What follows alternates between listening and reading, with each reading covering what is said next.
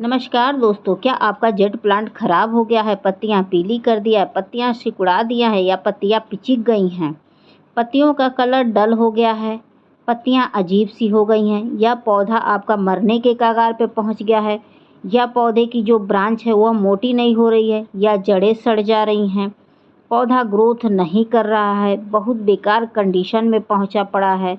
तो इस हालत में एक ऐसा खाद लेकर आए हैं जिसका प्रयोग करते हैं तो मैं 100% बता रही हूँ कि आपका मरता हुआ पौधा जंगल सा घना हो जाएगा।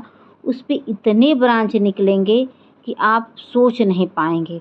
तो इस खाद का प्रयोग करने से पहले बता दें कि कुछ सावधानियां बरतनी रहती हैं इस पौधे से रिलेटेड। अगर उसको बरत लेते हैं तो ये पौधा कभी ख़राब नहीं होगा, ग्रोथ तो प्रॉपर तरीके से होगी।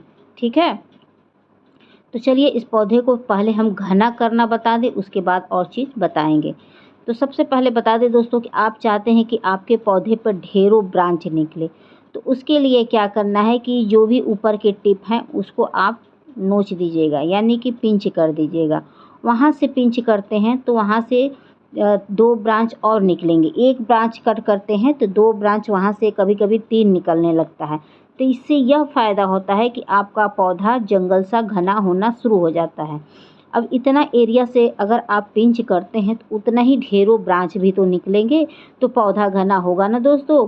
और एक चीज़ और बता दें कि पिंच करने से एक फ़ायदा और होता है कि घना के साथ साथ पौधे की ब्रांच भी मोटी होती है। ठीक है, क्योंकि बढ़ने के लिए कुछ बचता नहीं है, जिससे ये होता है कि पौधे की ब्रांच मोटी होने लगती है और पौधा स्वस्थ रहता है। तो हमेशा आपको पिंचिंग करते रहना है ताकि आपका पौधा बहुत कम समय में जंगल सा घना हो जाए। ठीक है, उसके बाद आपको क्या करना है कि पौधे को हमेशा पानी चेक करके देना है, ओवर वाटरिंग नहीं करना है।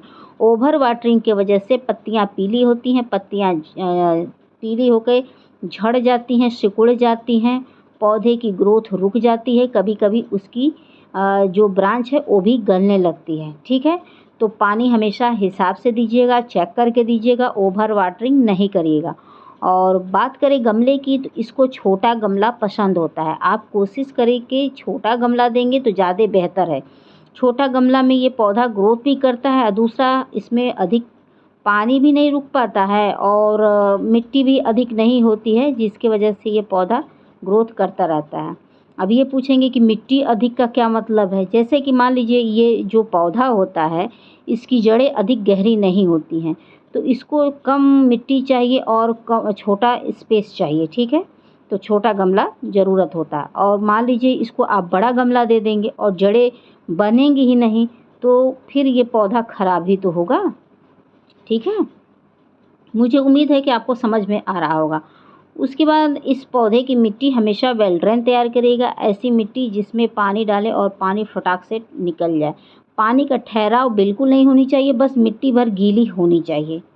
ठीक है, तो कोई भी आप मिट्टी लीजिएगा उसमें आप बालू और कोकोपीट ज़रूर मिला लीजिएगा।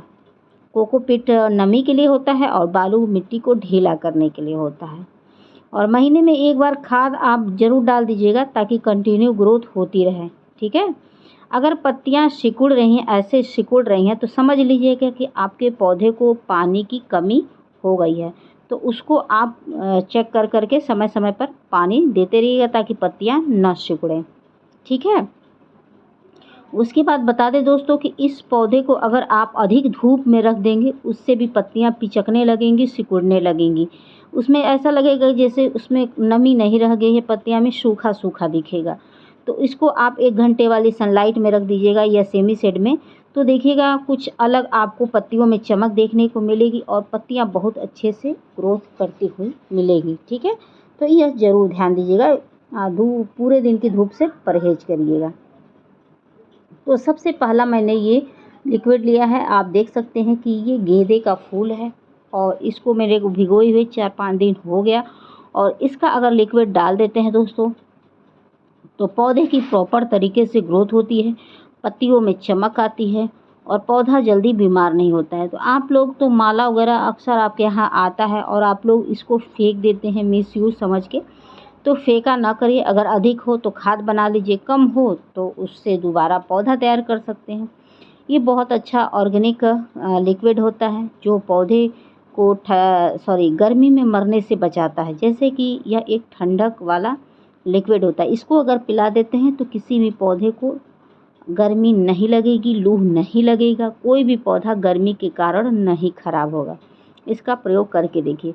उसके बाद मैंने ये वर्मी कंपोस्ट लिया, यानी कि केचुए की खाद। केचुए की खाद डालना बहुत ही ज़रूरी होता है। इसको डाल देते हैं तो कैसा भी पौधा वह ग्रोथ करने लगता है।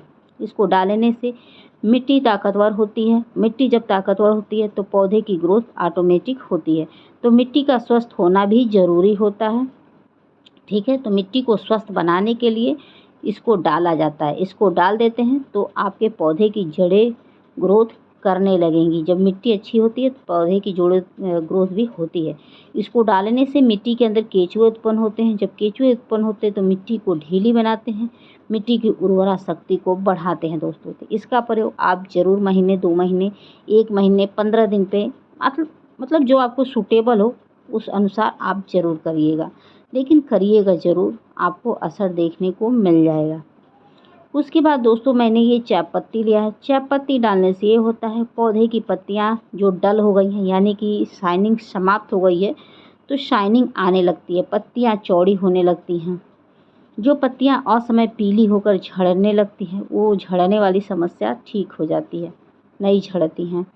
और पत्तियाँ इतनी अच्छी ग्लो आएंगी कि लगेगा जैसे शीशे सी चमक है, और पौधा तेज़ी से ग्रोथ करता है। ठीक है, और ब्रांच मोटी नहीं हो रही है तो मोटी होने लगती है ब्रांच। जो पौधे को करने का मतलब है जो ज़रूरी पोषक तत्वों की कमी होती है, चाय पत्ती डालने से वह पूरा हो जाता है। ठीक है, तो चाय पत्ती आप ज़रूर डालिए अपने सभी तरह के पौधे में। ये नहीं है कि सिर्फ जड्ढी में डालना है, नहीं, आप सभी तरह के पौधे में प्रयोग कर सकते हैं और बेहतरीन से बेहतरीन इसका रिजल्ट मिलेगा दोस्तों, बहुत ही इफ़ेक्टिव होता है।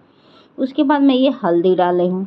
हल्दी डालने से ये होता है कि अगर जड़ें सड़ रही हैं या मिट्टी के अंदर कोई फंगस है या कोई और भी समस्या है तो ये ठीक करता है। तो हल्दी का प्रयोग करके देखिए, आपका कैसा भी बीमार पौधा हो वो सही हो जाएगा। ज़रा सा भी अगर उसमें जान होगी तो फिर से वो पत्तियाँ निकाल देगा। हल्दी डालने से जड़ें सड़ने से बचती हैं, मिट्टी मजबूत रहती है, फंगस को दूर किया जा सकता है, मिट्टी को स्वस्थ किया जा सकता है और पौधे को भी स्वस्थ किया जा सकता है।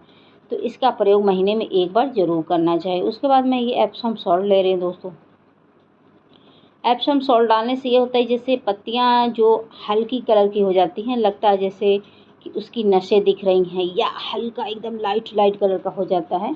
तो उस हालत में अगर एप्सम सॉल्ट डाल देते हैं तो पत्तियाँ एकदम डार्क ग्रीन हो जाएंगी, चमक आएंगी, पौधा कम समय में घना होगा। इसको डालने से पौधे की मिट्टी एसिडिक होती है, जिससे जड़ों का निर्माण होता है। जब जड़ों का निर्माण होता है तो पौधा ऑटोमेटिक ग्रोथ करता है।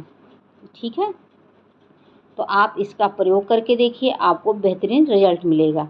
तो इसका प्रयोग आप सभी तरह के पौधे में कर सकते हैं, चाहे इंडोर हो, आउटडोर हो, फल हो, फूल हो, सब्जी हो।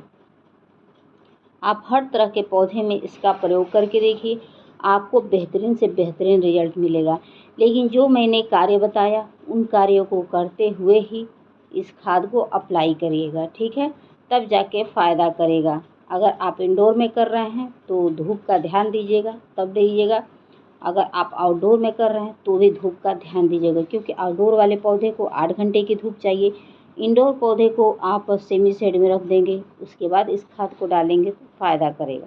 तो मैं थोड़ा थोड़ा करके अपने सभी जेड प्लांट में डाल दी हूँ, और कुछ जेड प्लांट बचे हैं तो उसको किसी और दिन मैं डाल दूँगी, क्योंकि वो दूसरी एरिया में है दोस्तों।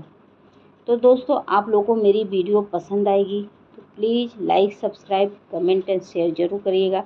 आशा करती हूँ कि वीडियो पसंद आई होगी। पसंद आई होगी तो प्लीज़ बेल आइकन का बटन दबा दीजिएगा, ताकि मैं नेक्स्ट वीडियो लेकर आऊँ तो आप तक आसानी से पहुँच जाए। हो सकता है वह वीडियो मेरी आपके लिए हेल्पफुल साबित हो।